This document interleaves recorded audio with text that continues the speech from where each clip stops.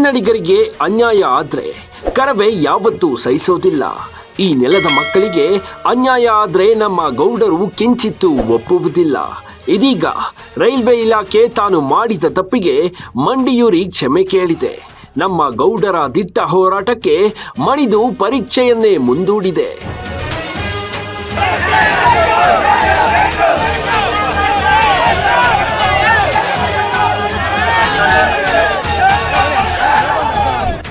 ಹೌದು, ರೈಲ್ವೆ ಇಲಾಖೆಯ ಮುಂಬಡ್ತಿ ಪರೀಕ್ಷೆಯಲ್ಲಿ ಕನ್ನಡ ಭಾಷೆಯನ್ನ ಕಡೆಗಣಿಸಲಾಗಿತ್ತು. ಇಂಗ್ಲಿಷ್ ಮತ್ತು ಹಿಂದಿ ಭಾಷೆಯಲ್ಲಿ ಮಾತ್ರವೇ ಪ್ರಶ್ನೆಗಳಿದ್ವು. ಇದನ್ನ ವಿರೋಧಿಸಿ ಗೌಡರ ಸಾರಥ್ಯದಲ್ಲಿ ಕರವೇ ಸೇನಾನಿಗಳು ಹೋರಾಟಕ್ಕಿಳಿದಿದ್ರು.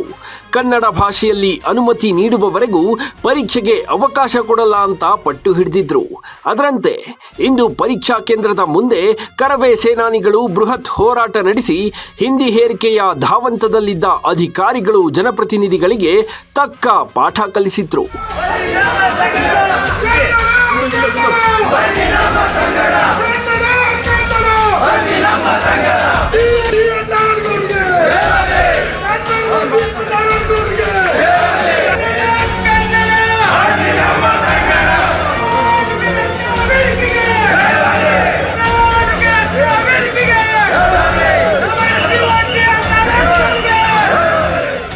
ನಮ್ಮ ಹೋರಾಟಗಾರರು ನಡೆಸಿದ ಹೋರಾಟಕ್ಕೆ ರೈಲ್ವೆ ಅಧಿಕಾರಿಗಳು ಮಣಿದಿದ್ದಾರೆ.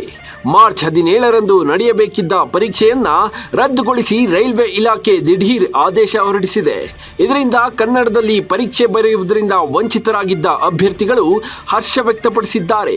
ಮತ್ತೊಂದು ಕಡೆ ಪರೀಕ್ಷೆ ಮುಂದೂಡಿಕೆ ಕುರಿತು ಹುಬ್ಬಳ್ಳಿ RRC ಚೇರ್ಮನ್ ಆಸಿಫ್ ಅನ್ಸಾರಿ ಅವರು ಖುದ್ದು ನಮ್ಮ ಗೌಡರಿಗೆ ಕರೆ ಮಾಡಿ ಮಾತನಾಡಿದ್ದಾರೆ. ಪರೀಕ್ಷೆಯನ್ನ ಕನ್ನಡದಲ್ಲಿ ನಡೆಸುವ ಬಗ್ಗೆ ಮೇಲಾಧಿಕಾರಿಗಳ ಜೊತೆ ಚರ್ಚಿಸಿ ಅಂತಿಮ ನಿರ್ಧಾರ ಕೈಗೊಳ್ತೇವೆ ಅಂತ ಹೇಳಿದ್ದು, ಇದು ಈ ನೆಲದ ಮಕ್ಕಳಿಗೆ ಒಲಿದ ಜಯ ಅಂತ ನಮ್ಮ ಗೌಡರು ಬಣ್ಣಿಸಿದ್ದಾರೆ.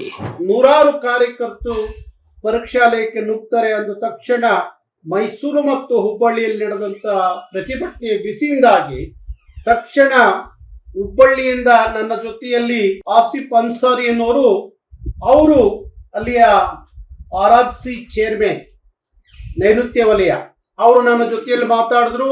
ಒಂದು ಸಲ ಪರೀಕ್ಷೆ ಹುಬ್ಬಳ್ಳಿ ಹೆಡ್ ಅಲ್ಲಿ ರದ್ದಾದ್ರೆ ಅದು ಎಲ್ಲ ಕಡೆನೂ ಪರೀಕ್ಷೆ ರದ್ದಾದಂಗೆ ಗೌಡ್ರೆ, ನಾವು ತಕ್ಷಣ ನಿಮ್ಮ ಹೋರಾಟಕ್ಕೆ ಮಣಿದು ಪರೀಕ್ಷೆಯನ್ನು ವಾಪಸ್ ತಗೊಂಡಿದ್ದೀವಿ.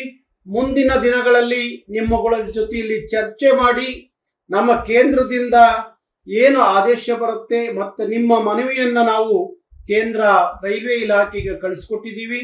ಹಾಗಾಗಿ ಏನು ಅಲ್ಲಿಂದ ಆದೇಶ ಬರುತ್ತೆ ನೋಡಿಕೊಂಡು ನಾವು ಮುಂದೆ ಪರೀಕ್ಷೆ ನಡೆಸೋಕೆ ತೀರ್ಮಾನ ತಗೋತೀವಿ. ಅಲ್ಲಿವರೆಗೂ ಯಾವುದೇ ಪರೀಕ್ಷೆಯನ್ನ ನಡೆಸಲ್ಲ ಅಂತ ಹೇಳಿ ಪರೀಕ್ಷೆ ರದ್ದು ಮಾಡಿದ್ದೀವಿ, ಮುಂದೂಡಿದ್ದೀವಿ ಅಂತ ಹೇಳಿ ನಮಗೆ RRC ಚೇರ್ಮನ್ ರವರು ನನ್ನ ಜೊತೆಯಲ್ಲಿ ಖುದ್ದಾಗಿ ಫೋನಲ್ಲಿ ಮಾತಾಡಿದ್ರು. ಹಾಗಾಗಿ ಈಗ ಎಲ್ಲ ಕಡೆ 3 ಕಡೆನೂ ಸಹ ಪರೀಕ್ಷೆ ರದ್ದು ಆಗಿದೆ.